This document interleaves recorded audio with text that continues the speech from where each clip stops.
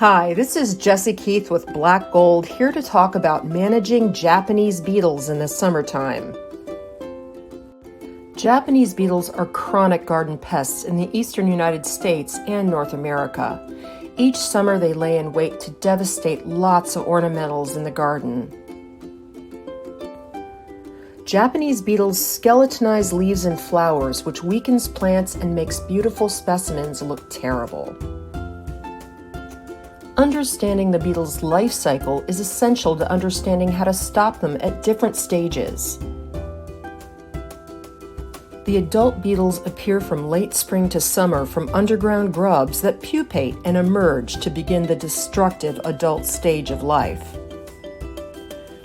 This is when the beetles chomp on leaves and flowers and mate.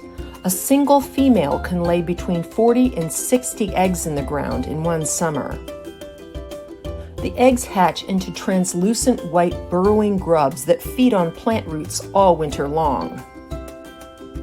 Japanese beetle management. There are several steps you can take to stop Japanese beetles in their tracks.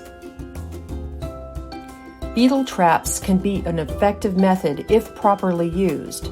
Hang pheromone traps away from your garden to lure them away from your plants, not towards your garden.